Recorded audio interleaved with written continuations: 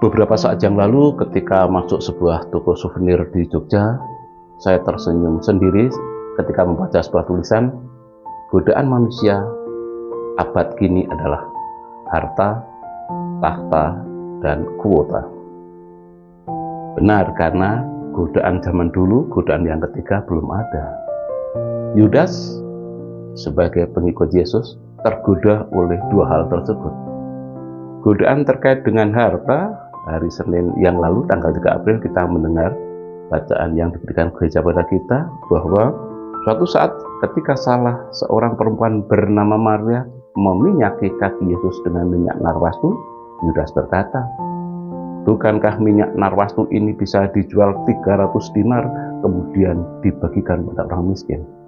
Seolah-olah Yudas berpihak kepada orang-orang miskin, pada dia seorang pencuri karena dia diam-diam sering mengambil uang kas dan dipakai untuk kepentingan dia sendiri.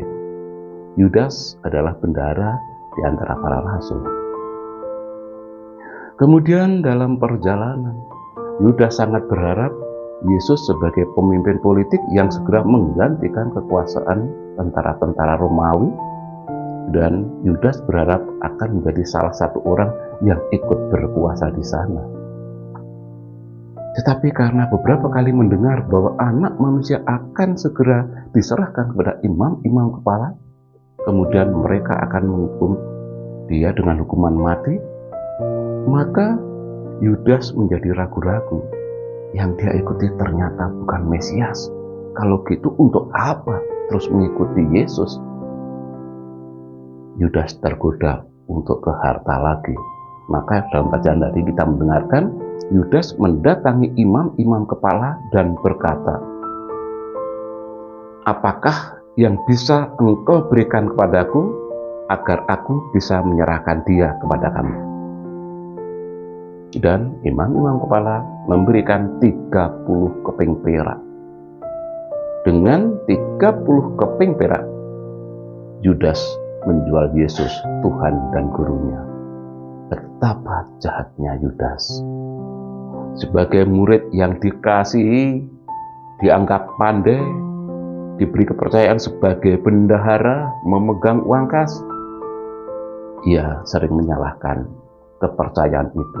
Diam-diam ia sering mengambil uang kas itu. Dan dengan diam-diam Yudas kepada kelompoknya datang pada imam-imam kepala menjual Tuhan dan Gurunya hanya seharga 30 keping perak. Dan Yudas memberi kode kepada orang-orang yang diajak untuk menangkapnya dengan sebuah ciuman. Yudas mengkhianati Tuhan dan Gurunya. Di masa pekan suci ini mari kita refleksikan. Kita pun sebenarnya tidak lebih baik dari Yudas Iskariot ketika kita juga menyalahgunakan kepercayaan yang diberikan orang-orang yang mengasihi kita. Mari kita refleksikan, apakah selama ini kita sungguh telah bersetia kepada mereka yang telah memberi kepercayaan pada kita, kepada mereka yang begitu mengasihi kita. Punya kendaraan tapi sudah reot, yang penting tidak membuat kehujanan. Janganlah mencontoh Yudas Iskariot, mengkhianati Yesus, Guru dan Tuhan. Dan akhirnya di Rebu pekan suci ini kembali saya sampaikan, salam pijar kasih.